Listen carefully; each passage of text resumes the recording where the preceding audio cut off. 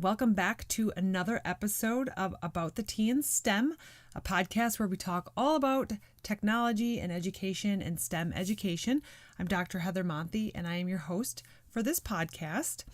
And we're 12 episodes into this podcast now. I'm so super excited about this. Each episode grows a little bit more, and it's all because of you guys. You're sharing this, you're listening to it, you're sharing it with people you work with and your friends and your colleagues and family members. So I really thank you for that. So if you enjoy this episode, please make sure to share it today. Share it on your social media, share it on your Facebook account. Go ahead and tag me on it as well. I would love to see it. And I thank you. I thank you for sharing this information. So in today's episode, what I wanted to do is talk a little bit about Stan Lee. So if you haven't heard, Stan Lee, who is the founder of Marvel Comics, passed away this week, and he was 95 years old. And Stan Lee obviously had an amazing imagination and was amazingly creative and was able to, really take some aspects of science and technology and create these characters that would just come to life, and using sort of all the different aspects of STEM, so science, technology, engineering, and math, to help make these characters come to life. So that was always really cool. He made these characters that just had these cult-like followings and these movies, and you guys know the rest. So what I wanted to do today is talk a little bit about something that he did in the last couple of years that helped promote STEM education. So, if you've been following me for any length of time on social media or my blog or my podcast or anything, I'm clearly quite passionate about promoting STEM education and promoting it in the context of solving significant problems that our society faces today. So you're learning certain skills, or your students are learning certain skills, or your kids are learning certain skills. What are they going to do with those skills? What problems are they going to solve? So one of those significant problems facing society today that I'm very passionate about and working to try to find some answers is how to better prepare our future workforce for STEM-related careers, whether it's through university programs, community colleges, high school career education, apprenticeships, or on-the-job training. And these careers span from all different areas of STEM. So they could be information technology, biomedical engineering, cybersecurity, mechanical engineering, data analytics, data science. There's all sorts of areas within STEM that need a profound workforce. So in July of 2018, President Trump signed an executive order to form the National Council for the American Worker that will be focused on developing a national strategy to train and retain workers in high-demand industries. There's also been some other initiatives coming out of the White House in the last couple of years as well to help increase STEM education, expand apprenticeship programs, and encourage American companies to invest in itself and workforce development. President Obama also created the Computer Science for All initiative, which was to provide opportunities for all kids to learn how to code.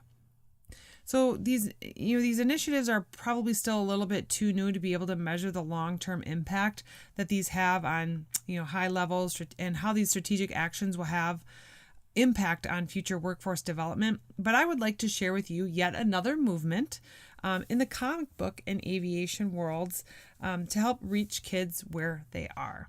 So that is one thing that I always like to talk about too, is that in order to reach young people, we've got to meet them where they are. We've got to find the places that they're hanging out, whether they're online, they're getting involved in comic books, they're getting involved in gaming, they're getting involved in a lot of things that we as adults probably weren't as involved in.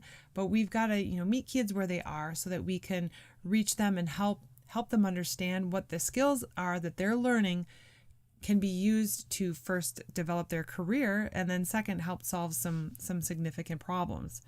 So Stan Lee created this character, a comic book character named Aviore. And it was really cool because in 2017, at the EAA Airshow in Oshkosh, Wisconsin, Stan Lee presented the world with his newest comic book character, Aviore. It was so cool. I was there when he announced this to the world, and it was really neat because his jet landed at the airport, and then a guy dressed up like Iron Man was there to greet the airplane and taxi them in. So it was a really neat setup that they had there. So, Aviore has a mission to promote the Young Eagles program, which is through the EAA, but the goal there is to provide a free flight lesson to kids under 18 in order to inspire and grow their love of aviation. I've been involved with the Young Eagles program. It's a great program, and the way it works is pilots donate their time and their airplane and their fuel in order to take kids up for rides in an airplane and to give them the experience of flight and to get them excited about it. The goal is to get kids interested in aviation, not always that they have to become a pilot, but just expose them to what aviation is and some of the different opportunities there. So, I'd suggest that Aviore has this great opportunity to bring awareness to a variety of STEM-related careers in the context of aviation and aerospace to kids, parents, and teachers all over the world. So aviation's not just knowing how to read a six-pack, and I'm saying six-pack in air quotes, which are your 6 main gauges on an aircraft panel. And it's not just knowing how to get from one airport to another. Aviation is filled with problems that need to be solved by curious and persistent minds, all related to the STEM fields. So these could be things like improving air travel safety, creating computer systems that don't crash and halt air travel for 3 days. Sorry if you've been one of those people that got stuck all due to a computer glitch stuck at an airport. Securing aviation networks from ransomware, designing aircraft and rockets for comfortable passenger travel. These are all problems that need to be solved from a scientific and engineering perspective.